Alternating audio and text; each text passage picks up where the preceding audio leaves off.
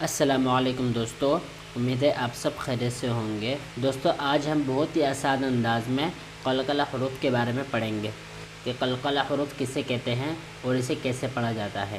دوستو قلقلہ حروف کہتے ہیں کہ آواز میں ہلکی سی جنبش ہو یا پھر ہلکا سا جھٹکا، یعنی ہم اس کو ہلکا سا جھٹکا دے کر پڑھیں گے۔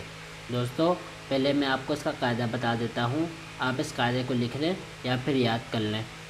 اس قاعدے کو پڑھنے سے آپ قرآن مجید تجوید کے ساتھ پڑھ سکتے ہیں۔ یہ ہے قلقلہ حروف کا قاعدہ۔ جب قلقلہ کے حروف کے اوپر ساکن آ جائے تو ہم اس کو ہلکا سا جھٹکا دے کر پڑھیں گے۔ قلقلہ کے حروف 5 ہیں: قاف، قا، با، جیم، دال۔ ان 5 حروف پر ساکن آ جائے تو ہم وہاں پر ہلکا سا جھٹکا دے کر پڑھیں گے۔ ان کی مثال میں آپ کو بتا دوں، حمزہ قاف زبر اق، قاف کے اوپر جزم آیا ہے، اس کو ہم ہلکا سا جھٹکا دے کے پڑھیں گے۔ حمزہ قا زبر اق، قا کے اوپر بھی جزم آیا ہے، اس کو ہم ہلکا سا جھٹکا دے کر پڑھیں گے۔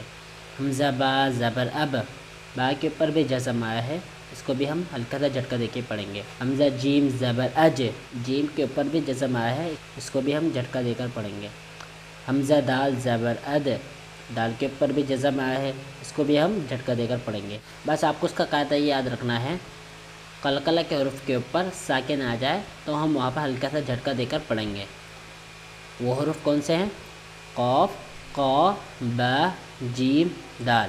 ٹھیک ہے دوستو اگر آپ کو قلقلہ کا قاعدہ اچھے سے سمجھ آئے تو ویڈیو کو لائک کریں، اپنے فرینڈ کے ساتھ شیئر کریں اور چینل کو بھی سبسکرائب کریں تاکہ ہماری نئی آنے والی ویڈیو کی اپڈیٹ آپ تک پہنچ سکے۔